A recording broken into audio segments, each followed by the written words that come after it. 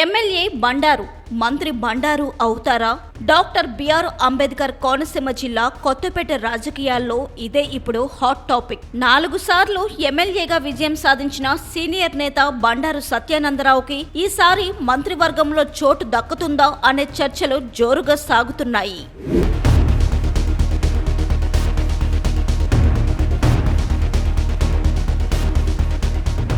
రాష్ట్ర రాజకీయాలను ప్రభావితం చేసే జిల్లాగా పేరుగాంచిన డాక్టర్ బిఆర్ అంబేద్కర్ కోనసీమ జిల్లాలో అనేక మంది సీనియర్ నాయకులు ఉన్నప్పటికీ ఈసారి మంత్రివర్గ విస్తరణలో కొత్తపేట ఎమ్మెల్యే బండారు సత్యానందరావు పేరు కూడా పరిశీలనలో ఉండొచ్చని రాజకీయ వర్గాల్లో ప్రచారం సాగుతుంది. బండారు స్వయంగా మంత్రి పదవి గురించి ఎక్కడ వ్యాఖ్యానించకపోయినా ఆయన అభిమానులు మాత్రం మంత్రి బండారు అని ఇప్పటికే ఊహల్లో మునిగిపోయారు. సామాజిక సమీకరణాలు, జిల్లా ప్రాధాన్యత, సీనియారిటీ అన్నీ కలిపి చూస్తే ఆయనకు అవకాశం రావచ్చని వారు భావిస్తున్నారు.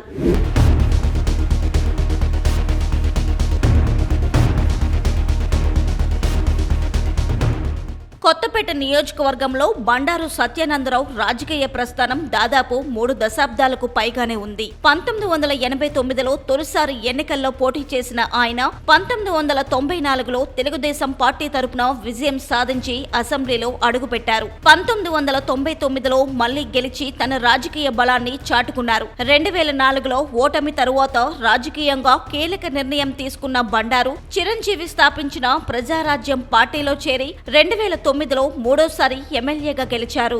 ఆ తరువాత తిరిగి తెలుగుదేశం పార్టీలోకి చేరిన 2014-19 ఎన్నికల్లో ఓటమి ఎదురైంది. అయితే 2024 ఎన్నికల్లో తిరిగి బలంగా రాణించిన బండారు సత్యానందరావు వైఎస్ఆర్సీపీ అభ్యర్థి చిర్ల జగ్గిరెడ్డిపై సుమారు 56,000 ఓట్ల భారీ మెజారిటీతో గెలిచి రికార్డు సృష్టించారు.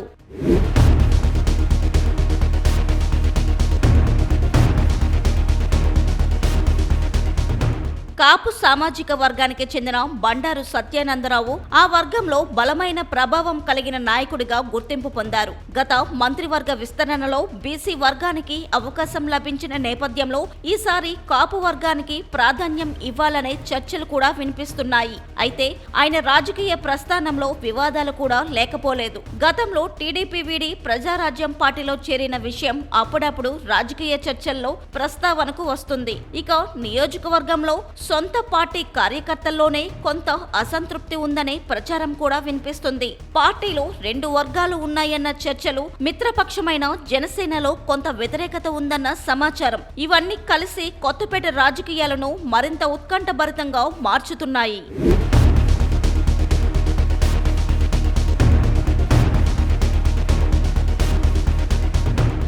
ఇలాంటి పరిస్థితుల్లో సీనియారిటీ, సామాజిక సమీకరణాలు, స్థానిక రాజకీయ సమీకరణాలు అన్ని కలిపి చూసినప్పుడు బండారు సత్యానందరావుకు మంత్రి పదవి దక్కుతుందా లేదా అన్నది త్వరలో తేలనుంది. ఇప్పటికి మాత్రం కొత్తపేట రాజకీయాల్లో ఒకటే ప్రశ్న వినిపిస్తుంది: ఎమ్మెల్యే బండారు మంత్రి బండారు అవుతారా?